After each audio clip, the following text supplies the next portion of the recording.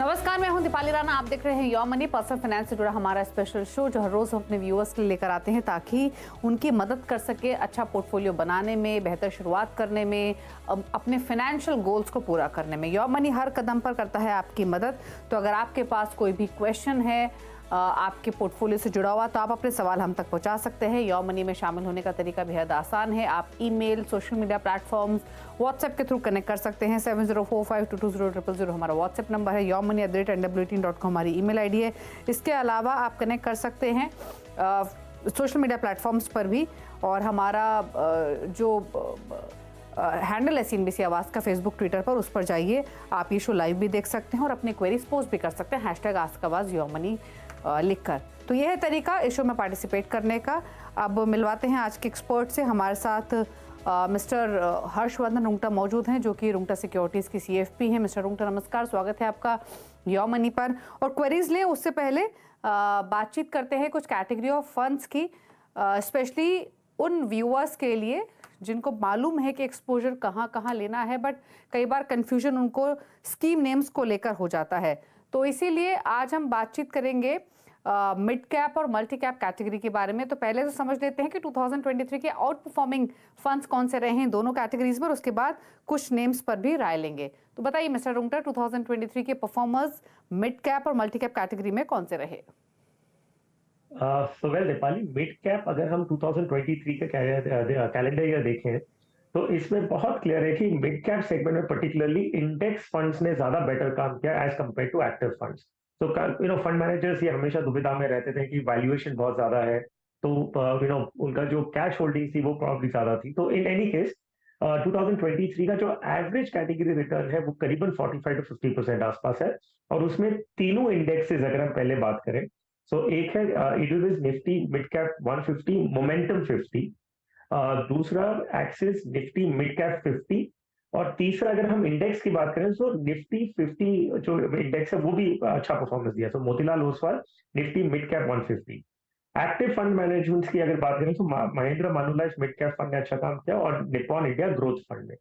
सो ये हो गया मिड कैप कैटेगरी। हमने देखा कि तीनों इंडेक्सेस आ गए और एक्टिव में दो स्कीम्स हैं। जहां मल्टी कैप की बात है, लास्ट एक साल में आप देखेंगे काफी फंड हाउसेस ने न्यू लॉन्चेस किए थे।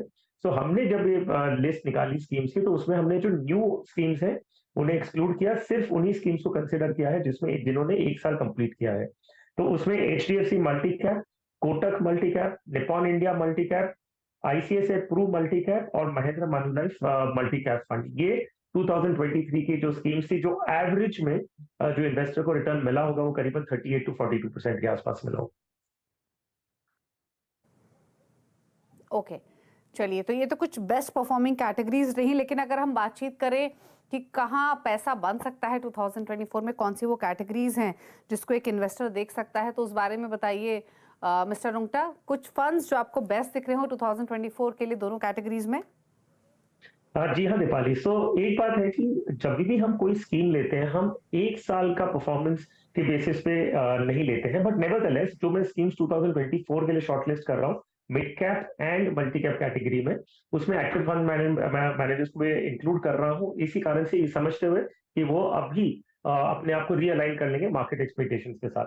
सो निप्पॉन इंडिया ग्रोथ फंड, ये मिड कैप कैटेगरी बता रहा हूँ। Motilal Oswal Nifty mid cap 150 index, तो एक इंडेक्स भी हमने रखा है। White Oak mid cap fund, Mirae Asset mid cap and ICICI Pru mid cap. So ये होगी मिड कैप की promising mid cap fund managers and schemes 2024 के लिए। एंड मल्टी कैप कैटेगरी में मोटा मोटी वही लिस्ट बना लीजिए जिनकी लास्ट जो करंट 2023 के जो रिटर्न्स है, जिन्होंने अच्छा परफॉर्मेंस दिया, वही स्कीम्स को देखते हुए मोटा मोटी वही है। So HDFC multi cap, Kotak multi cap, Nippon India multi cap, ICICI Pru multi cap and I added SBI multi cap. So ये स्कीम्स हैं जो काफी अच्छी फंड मैनेजमेंट टीम है, फंड हाउसेज अच्छे हैं जो इन्वेस्टर्स कंसिडर कर सकते हैं।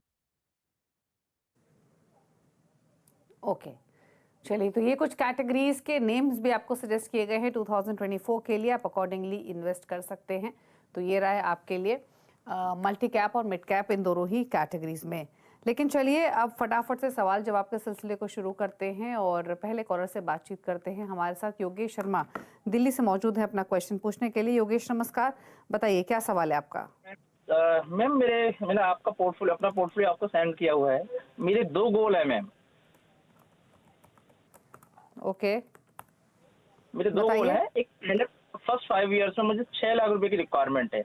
इसके लिए मैंने 2 म्यूचुअल फंड लिए हुए हैं, मतलब स्कीम लिए हुए हैं। एक है आईसीआईसीआई प्रूडेंशियल वैफ और HDFC वैफ।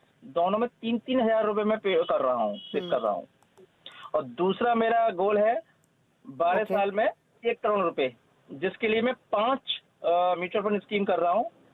DSP Nifty 50 equal wait 2,500 रुपए, पराग पारिक 4,000 रुपए, HDFC retirement equity saving fund 2,500 रुपए, ICICI Pru large and mid cap 2,500 रुपए और Nippon India multi cap fund 2,500 रुपए। ओके, ठीक है। तो पोर्टफोलियो तो इन्होंने बताया, अब अपने एक बार गोल्स बताइए, क्या गोल लेके चल रहे हैं, क्या विजन है? मैडम 2 गोल है। पहला गोल एक 6 लाख रुपए चाहिए मुझे 5 साल बाद, और एक 12 साल बाद 1 करोड़ के आसपास चाहिए, 1 करोड़ रुपए चाहिए सर। ओके, तो 5 साल में 6 लाख, 12 साल में 1 करोड़ का लक्ष्य है। पोर्टफोलियो की वैल्यू 1 लाख है। 20,000 की एसआईपी चल रही है। फंड्स के नेम इन्होंने सजेस्ट किए, मैं क्विकली रिपीट कर देती हूँ। इनके पास है ICICI Pru balance advantage, DSP Nifty 50 equal weight, HDFC balance advantage, Parag Parikh flexi cap, HDFC retirement, ICICI Pru large mid cap, Nippon India multi cap. बताइए क्या सजेशन इनके लिए? वेल योगेश जी, आपने ना बहुत मेटिकुलसली अपना पोर्टफोलियो डिजाइन किया है, सो आई एम वेरी हैप्पी ये देखते हुए कि आपने जो शॉर्ट टर्म गोल्स है उसके लिए आपने एक डायनेमिक एसेट एलोकेशन प्लान लिया है, और आपके जो लॉन्ग टर्म गोल्स है उसके लिए आपने इक्विटी लिया है। सो आपके पोर्टफोलियो के बारे में मैं इतना सिर्फ कहूंगा कि कोई स्कीम में बदलाव करने की जरूरत नहीं है। थोड़ी डुप्लीकेशन है, मतलब मैं अगर कहूंगा कि एक माइनर कंसोलिडेशन कर सकते हैं, लेकिन इतनी कोई क्रिटिकल नहीं है कि आपको कोई चेंजेस फिलहाल करने की जरूरत है। सो आप कंटिन्यू करिए, लेकिन और स्कीम आगे जाते हुए जोड़िएगा मत। ये सेट बहुत अच्छा है। मेरा कंसर्न सिर्फ आपके गोल्स को लेके है।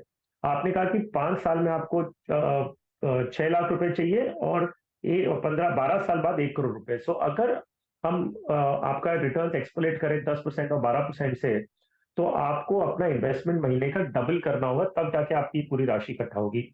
एज ऑफ नाउ ये इन्वेस्टमेंट से आपके सारे गोल्स पूरे नहीं होंगे, लेकिन ठीक है, जितना जितना आप गोल के पास आ सके उतना बेटर। आगे जाते हुए अगर इनकम बढ़ती है और एसआईपी बढ़ा सकते हैं तो जरूर बढ़ाइएगा। ओके, चलिए, तो ये आ रही है आपके पोर्टफोलियो को लेकर। आपकी स्कीम सब अच्छी हैं, आप इन्वेस्टेड रहिए इस पूरे ही पोर्टफोलियो में। और रही बात आपके गोल की, तो आपके दोनों लक्ष्य भी संभव हैं आपकी इस इन्वेस्टमेंट के जरिए। तो इन्वेस्टेड रहिए, टाइम टू टाइम अपने बस पोर्टफोलियो को रिव्यू करते रहिए, यही सजेशन है आपके इस पोर्टफोलियो पर। बात करेंगे अगले कॉलर से। मनिंदर सिंह हमारे साथ हैं सवाल पूछने के लिए। मनिंदर नमस्कार, बताइए क्या सवाल है आपका?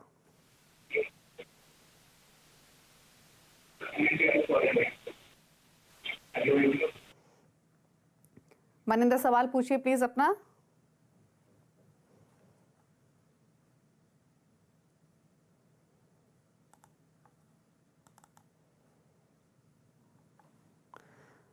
अगर आपको ऑडियो मिल रही है तो प्लीज अपना क्वेश्चन पूछिए।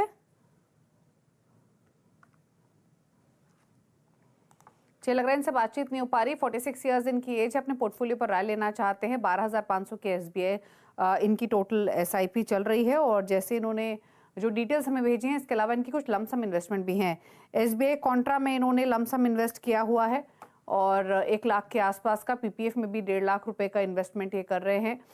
15 साल में 1 करोड़ का टारगेट है। फंड्स अगर इनके देखें तो ICICI Pru large and mid cap में 2,000 रुपये महीना ये डाल रहे हैं।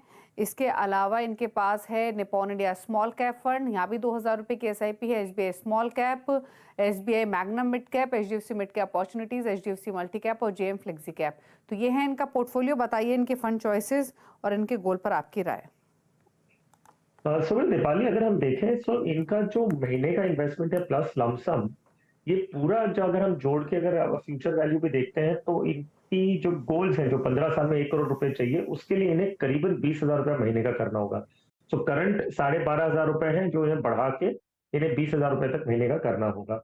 जो इनका पोर्टफोलियो है उसमें भी बदलाव करने की काफी जरूरत मुझे लगती है। तो मैं इस हिसाब से आगे आगे क्यूरेट करके दे रहा हूँ कि 12,500 रुपए वो इस तरह से सिर्फ 4 स्कीम में इन्वेस्ट करें। और ये 4 स्कीम भी मैंने इनकी एग्जिस्टिंग पोर्टफोलियो में से ही दिया है, तो कुछ ज्यादा बदलाव नहीं करने होंगे, फोलियोज नए क्रिएट नहीं करने होंगे, सिर्फ अमाउंट बढ़ानी होगी। सो एसबीआई कॉन्ट्रा फंड में 3,000, ICICI large and mid cap में 3,000, एचडीएफसी मल्टी कैप में 3,500 और SBI magnum mid cap fund में 3,000। सो ये सारी स्कीम्स उनके एग्जिस्टिंग पोर्टफोलियो में से ही है। इसके अलावा जो इनके पास इन्वेस्टमेंट्स हैं, जो बाकी स्कीम्स हैं, उन सब में से रिडीम कर ले और इन्हीं 4 स्कीम से उन्हें वापस री इन्वेस्ट करना है। सो इनका पोर्टफोलियो कंसोलिडेट हो जाएगा। आगे जाते हुए अगर ये 20,000 रुपए महीने की एसआईपी करना चाहते हैं तो इन्हीं स्कीम्स में ये एसआईपी की अमाउंट बढ़ा लें। ओके, चलिए, तो ये सजेशन दिए गए हैं आपके पोर्टफोलियो को लेकर। अकॉर्डिंगली आप चेंजेस कर सकते हैं। आपके पोर्टफोलियो को लेकर सलाह दी गई है। और रही बात आपके गोल की, तो आपको 20,000 के आसपास की एसआईपी करनी पड़ेगी अपने गोल को हासिल करने के लिए। ये सजेशन आपके पोर्टफोलियो को लेकर दिया गया है। थोड़े से बदलाव करने की ज़रूरत है, बहुत ज़्यादा फंड्स रखने की ज़रूरत नहीं है। ICICI large mid cap, SBI magnum mid cap, SBI multi cap और एसबीआई कॉन्ट्रा, यही फंड्स आप रखिए।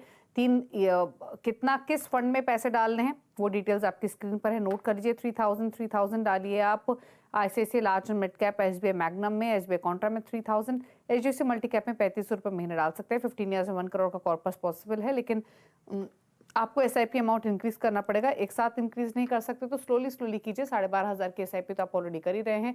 तो जैसे जैसे आपकी इनकम इंक्रीज हो, आप थोड़ा थोड़ा एलोकेशन बढ़ाते चलें हर साल। डेफिनेटली आप अपने गोल को पूरा कर लेंगे।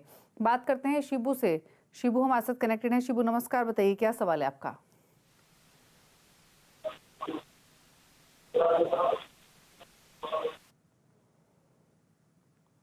शिबू, अगर आपको आवाज मिल रही है तो प्लीज अपना क्वेश्चन पूछिए। हेलो हेलो शिबू, आपको ऑडियो नहीं मिल रही है क्या?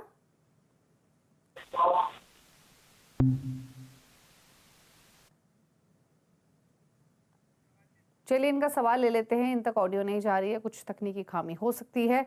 9,000 की एसआईपी चल रही है। 20 इयर्स का इनका होराइजन है। पोर्टफोलियो इन्होंने हमें भेजा है। बहुत सारे फंड्स रखे हुए, मेरे ख्याल से 9,000 के एसआईपी के लिए 9 ही फंड्स इन्होंने लिए हुए हैं, क्योंकि 1,000 ईच ये 9 फंड्स में पैसे डाल रहे हैं। फंड्स कौन से हैं? Edelweiss equity savings fund, Mahindra Manulife multi cap, DSP Nifty 50 equal weight, Quant large cap, Axis growth opportunities, Motilal Oswal Nifty micro cap 250 index fund, Parag Parikh flexi cap, Kotak emerging equity और टाटा स्मॉल कैप। इन सभी फंड्स में, यानी 9 फंड्स में 1,000 each डाल रहे हैं। कब ये शुरुआत की है इन्होंने एसआईपी की, इसके बारे में डिटेल्स नहीं है, बट कंसीडरिंग अभी ये पोर्टफोलियो बनाया है, तो अब से लेके 20 साल बाद में कितना एक्यूमुलेशन ये कर पाएंगे और पोर्टफोलियो में क्या कुछ बदलाव की जरूरत है। सो दीपाली, आपने शुरुआत में सही कहा कि इन्हें 9 स्कीम्स ले रखी इन्होंने और 9,000 रुपया कर रहे हैं। सो 1,000 रुपया 9 स्कीम्स में डिवाइड करके इन्वेस्ट कर रहे हैं। तो शिबू जी देखिए, आप जो डाइवर्सिफिकेशन का पर्पस अचीव करना चाह रहे हैं ना, आप ये देखते हैं कि मेरा पैसा अलग अलग कैटेगरी में जाए, अलग फंड मैनेजर्स के पास जाए। सो आपने जो स्कीम्स ली हैं उसमें बहुत सारा डुप्लीकेशन है।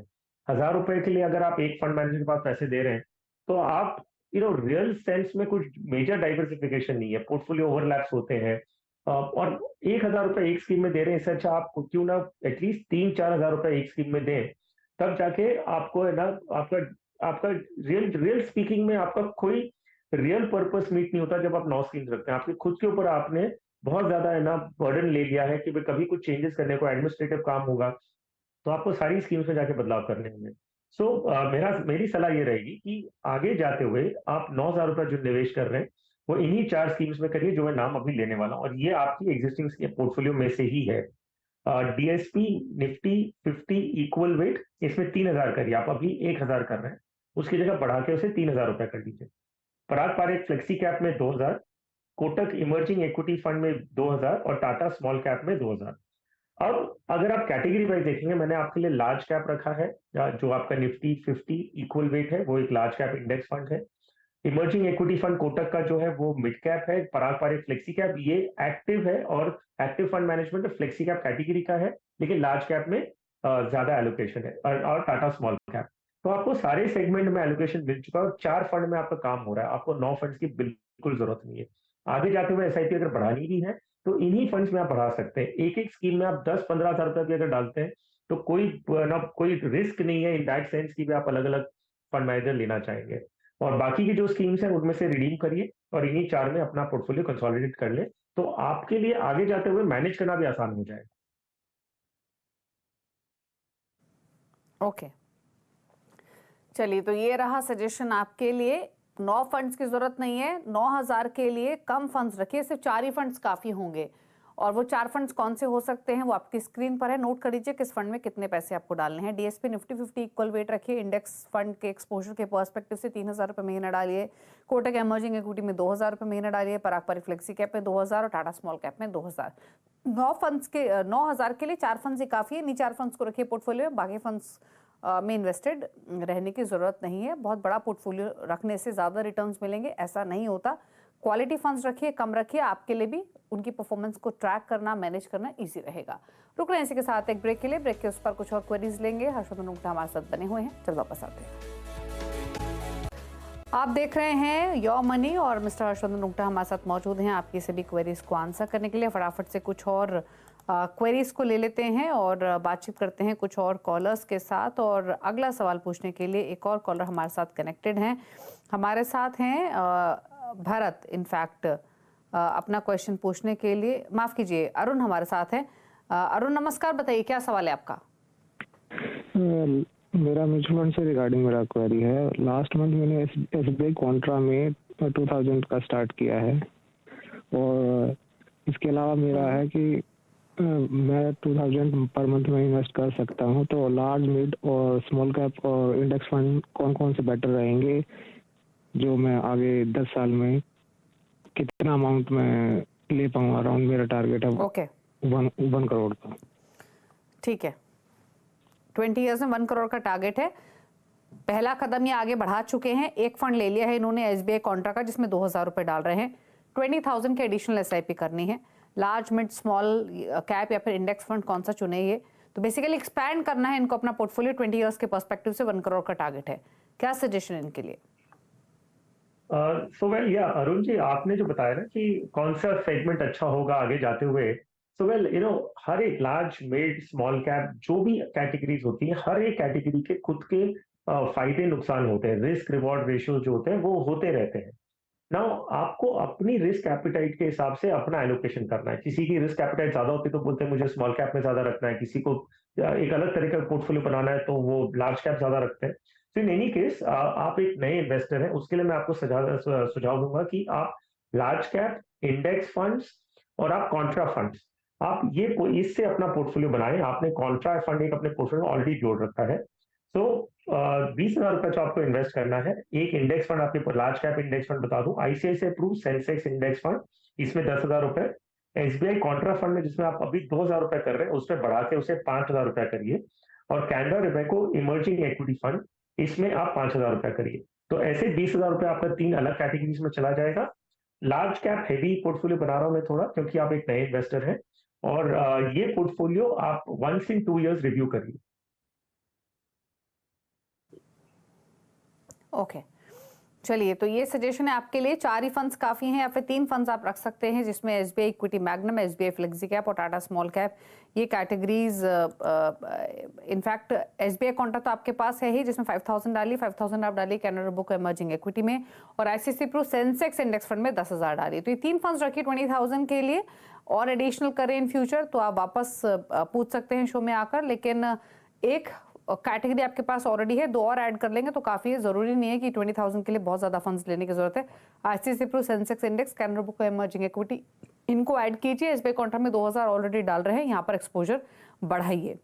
बात करेंगे अब अगले कॉलर की। भरत ने सवाल भेजा है, 20,000 की एसआईपी चल रही है, छोटा पोर्टफोलियो है, अच्छी बात यह है। अब ये फंड चॉइसेस कैसी है ये मिस्टर रुंगटा से पूछ लेते हैं। SBI equity minimum variance fund 10,000 रुपए महीना, एसबीआई फ्लेक्सी कैप 5,000 रुपए महीना, और टाटा स्मॉल कैप में भी 5,000 रुपए महीना है। बताइए क्या सजेशन के लिए? तो दीपाली, अच्छी बात है कि 20,000 इन्वेस्ट कर रहे हैं और 3 स्कीम्स ही ले रखे हैं अपने पोर्टफोलियो में। तो ये short and precise and concise portfolio जो है उस कैटेगरी के लिए ठीक है, आई मीन उस पैरामीटर पे ठीक है। नाउ अगर इनका हम पोर्टफोलियो देखें, इसमें लार्ज कैप हैवी है और एक इनके पास स्मॉल कैप है, तो क्यों ना हम ऐसा पोर्टफोलियो बनाएं जिसमें हम अच्छा बैलेंस करें, जिसमें एक मिड कैप फंड भी जोड़ा जाए।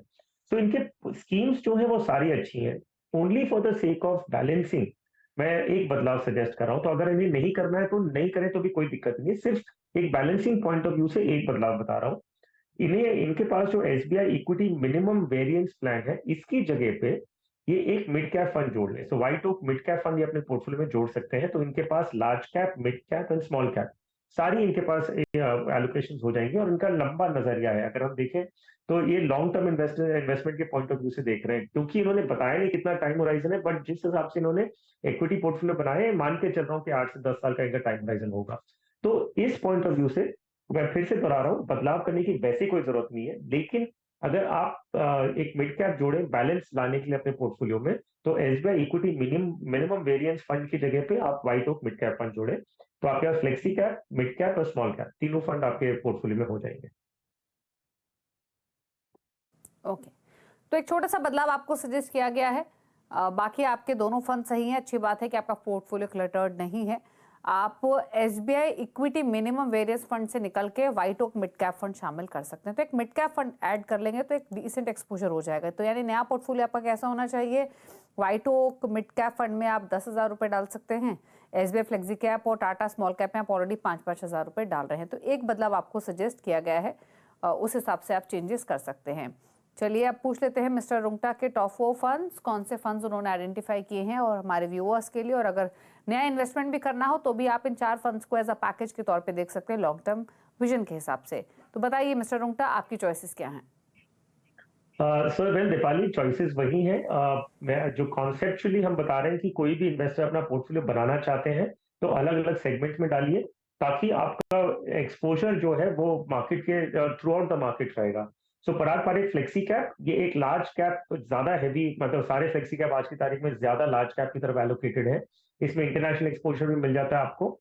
ABSL Nifty 50 equal weight index fund, ये एक निफ्टी 50 की सारी जो कंपनियां उसमें 2% सब में एलोकेट होता है, तो आपके 50 कंपनियों में इक्वल एलोकेशन रहेगा। सो एक लार्ज कैप ओरिएंटेड फंड है। White Oak Capital mid cap fund एक actively manage mid cap fund है। और multi cap fund ICICI Pru multi cap, इसमें आपको large, mid and small cap, ये भी एक्टिवली मैनेज है। सो फंड मैनेजर्स अपने चॉइस के बेसिस पे कंपनीज को ऐड करते हैं। सो ये एक पोर्टफोलियो ऐसा बन सकता है आपका, जिसमें आपके हर एक मार्केट सेगमेंट में एक्सपोजर होगा। और जो बेहतरीन फंड मैनेजर्स हैं वो ये फंड्स को मैनेज करते हैं। सो आपका एक पोर्टफोलियो अच्छा बनता हुआ बन सकता है आगे जाते हुए।